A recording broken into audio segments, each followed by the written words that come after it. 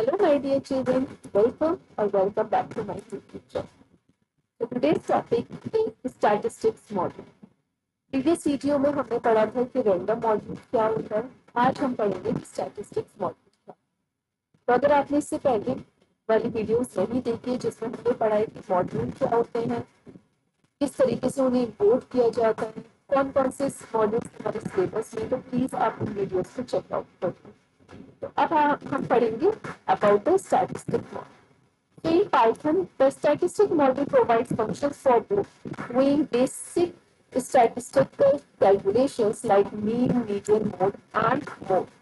तो हम statistic model का यूज करते हैं जो हमारे बेसिक स्टैटिस्टिकल कैलकुलेशंस होते हैं, यानी कि अगर हमें एवरेज निकालना है या हमें मीन निकालना है, हमें मोड निकालना है या और भी बहुत सारे तो हमें इस तरीके की कैलकुलेशंस करनी होती है, उसमें हमारा स्टैटिस्टिक मॉडल काम आता है. ठीक है, तो आपके सिलेबस में क्लास 11th कंप्यूटर साइंस के अकॉर्डिंग जो सीबीएसई ने सिलेबस दिया है उसमें जो हमें 3 फंक्शंस पढ़ने वो पढ़ने हमको मीन, मीडियन एंड मोड. ठीक है, मीन, मीडियन एंड मोड. तो सबसे पहले हम स्टार्ट करते हैं मीन से. तो मीन क्या होता है, जैसे कि आप सब जानते हो कि मीन होता है एवरेज. ठीक, तो आप लोगों ने मैथ्स में पढ़ा होगा कि हम एवरेज कैसे निकालते हैं कि अगर फॉर एग्जाम्पल मेरे पास 3 नंबर है 1, 3 और 5, तो इसका एवरेज क्या हो जाता है कि इन तीनों नंबर को हम प्लस कर लेते हैं और फिर जितने नंबर से उनसे डिवाइड कर देते हैं. फॉर एग्जाम्पल यहाँ पे कितने नंबर है 1, 2, 3, तो हम यहाँ पे 3 से इसको डिवाइड कर देते हैं. तो हमारा आंसर आ जाएगा that is 5 + 3 is 8, 8 + 3 is 9, that is 9 divided by 3, that is 3. तो इस तरीके से हम अपने डेटा का एवरेज पता करते हैं या मीन पता करते हैं. ये भी ऐसी काम करेगा. ठीक, अब हम इसे पाइथन में किस तरीके से यूज करेंगे वो हम देखते हैं. तो सबसे पहले हमको, क्योंकि ये स्टैटिस्टिक मॉड्यूल का पार्ट है, इसलिए हमको स्टैटिस्टिक मॉड्यूल को इंपोर्ट करना पड़ेगा. तो हम स्टैटिस्टिक मॉड्यूल को इंपोर्ट कर लेते हैं. Import statistics.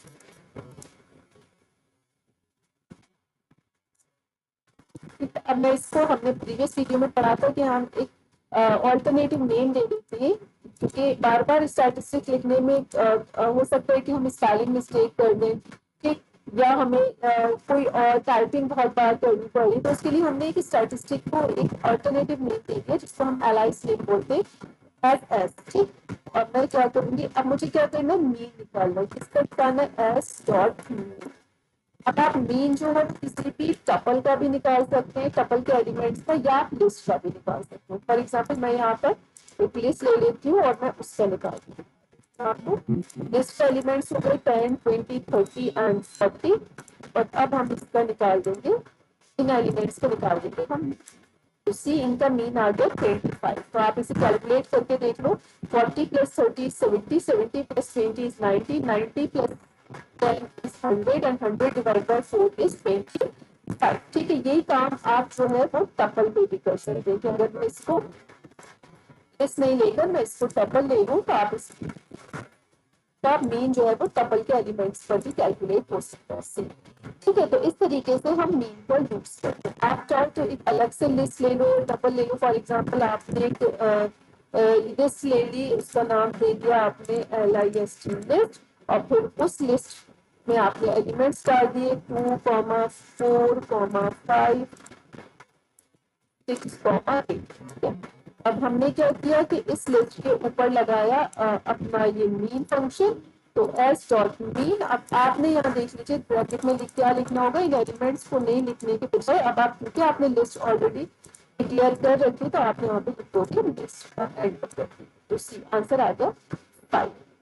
इसके बाद हमारा जो नेक्स्ट हो जाता है दैट इज द मीडियन. तो हम मीडियन कैसे पता करते थे कि फॉर एग्जांपल हमारे पास वैल्यूज हैं 1, 1, 3, 5, 7. अब इनकी जो मिडिल वैल्यू होती थी वो हमारी मीडियन हो जाती थी. तो देखिए टोटल 1, 2, 3, 4, 5 एलिमेंट्स है, तो 5 में जो मिडिल वैल्यू हो जाएगी वो थर्ड वैल्यू हो जाएगी. ये 2 इधर और ये 2 इधर, और बीच वाली जो है वो हमारी मिडिल वैल्यू. इसी तरीके से हमारा पाइथन भी कैलकुलेट करेगा.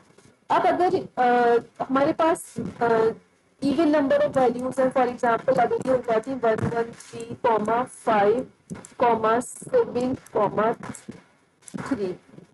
ठीक, तो अब सबसे पहले क्या करता है पाइथन, क्योंकि आपने अगर मैथमेटिक्स में मीडियन पढ़ा है और आपको याद हो, तो सबसे पहले हमें इन वैल्यूज को एक ऑर्डर में लगाना पड़ता है। तो यहाँ असेंडिंग ऑर्डर में इनको पहले अरेंज करेंगे, तो 1 1 3 3 5 7, और उसके बाद क्या होगा कि अगर ये वैल्यूज हमारी ऑड होती तो मिडिल वाली वैल्यू हो जाती, लेकिन यहाँ पे इवन है, तो जो बीच की दो वैल्यूज है इन दोनों का वो एवरेज ले लेता है। मीन्स 3 + 3 करेगा और इसको फिर डिवाइडेड बाय 2 कर देगा, तो 3 + 3 is 6, 6 divided by 2, that is answer is 3। तो ये मीडियन जो है वो यहाँ पर हमारा 3 हो जाएगा। ठीक, तो आपने ये याद रखना है कि एक तो आपका ये वैल्यूज अरेंज होती है, और दूसरी अगर ऑड है तो मिडिल वाली होगी, और अगर इवन है तो जो बीच की दो वैल्यूज है उनका एवरेज।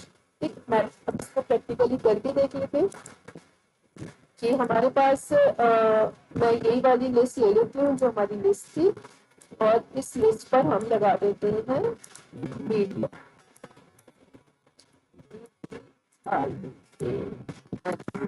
और इसमें मैं एक वैल्यू और पहले बढ़ा देती हूँ। फॉर एग्जाम्पल मैंने वैल्यू बढ़ा दी,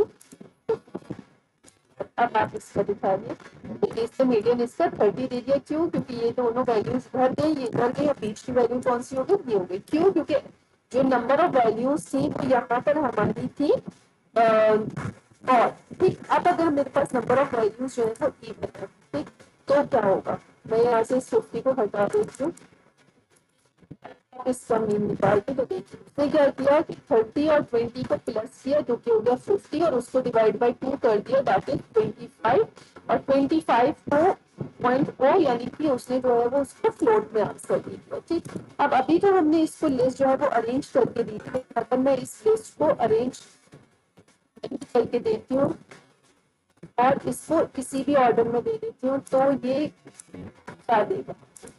अब आप देखो कि 1 2 3 4 5 6 और एक वैल्यू बना देते। तो अब इस केस में अगर हम देखें तो क्या होगा कि सबसे पहले वैल्यूज अरेंज होंगी, और फिर जो मिडिल वैल्यू होगी वो हमारे आंसर में आ जाएगी। ठीक, एंटर करते हैं इसको, देखिए 20 जो है उसने मिडिल वैल्यू दे दी। क्यों? क्योंकि 10 और 10 इधर गए, 10 10 20 इधर गए, और फिर 30 40 70 मीन्स पहले ये असेंडिंग ऑर्डर में हमारी अरेंज हुई। इस तरीके से मैं आपको अरेंज करके दिखा देती हूँ कि यहाँ पर आ गया आपका 10 10 10, और फिर उसके बाद आपकी वैल्यू आ गई 20 80 एंड देन 20, और उसके बाद आपकी वैल्यू आ गई 30 40 70, 30 40 70। अब आप देखो इस केस में ये 3 वैल्यूज इधर और ये 3 वैल्यूज इधर, तो मिडिल वैल्यू क्या होगी, ये 20 होगी, इसलिए हमारा आंसर 20 आ गया। वरना अगर आप इसे अरेंज नहीं करेंगे तो आप देखो इसके अकॉर्डिंग तो मिडिल वैल्यू 30 आनी चाहिए, बट वीडियो निकालने में हमेशा वैल्यूज जो है वो अरेंज होंगी। इसके बाद हमारा नेक्स्ट आ जाता है that is the mode. Mode क्या करते हैं कि जो सबसे ज्यादा कॉमन डेटा टाइप होता है, मीन जो फ्रीक्वेंटली अकरिंग वैल्यू है, ऐसी वैल्यू जो कि बार बार आ रही है, तो उसको हम कहते हैं मोड। जैसे कि यहाँ पर है 1 1 2 1 1 3, तो देखिए 1 जो है वो सबसे ज्यादा बार आ रहा है, इसलिए मोड जो है वो 1 हो जाएगा।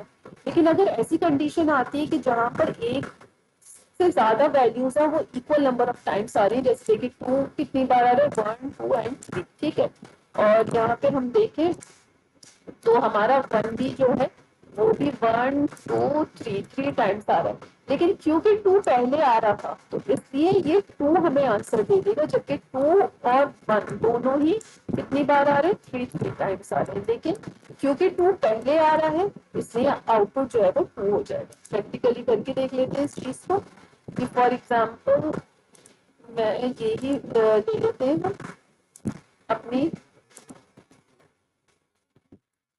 यही लिस्ट मैंने, सॉरी टपल मैंने दी थी, आप चाहो तो इसको लिस्ट बना लो, कोई इशू नहीं, लिस्ट और टपल दोनों पे काम करते हैं ये। ठीक, और यहाँ पे अब हमने देखिए कि क्या है कि मैं एक और वैल्यू बढ़ा लेती हूँ इसमें 10 की। अब इस केस में देखिए 10 कितनी बार आ रहा है, 1 2 3 टाइम्स आ रहा है, तो 10 मेरा मोड होना चाहिए, और यहाँ पे हम इसको कर देते हैं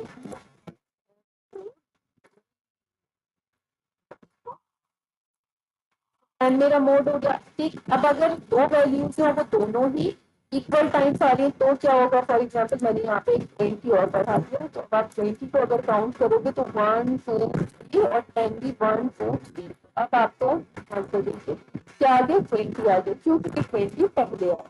ठीक है, तो आई होप सो कि ये कंसेप्ट आपको क्लियर हो गया होगा, तीनों फंक्शंस अच्छे से क्लियर हो गएंगे, mean, median and mode. So next video में हम पढ़ेंगे about the math module. Stay connected with me. Thank you so much for watching this video.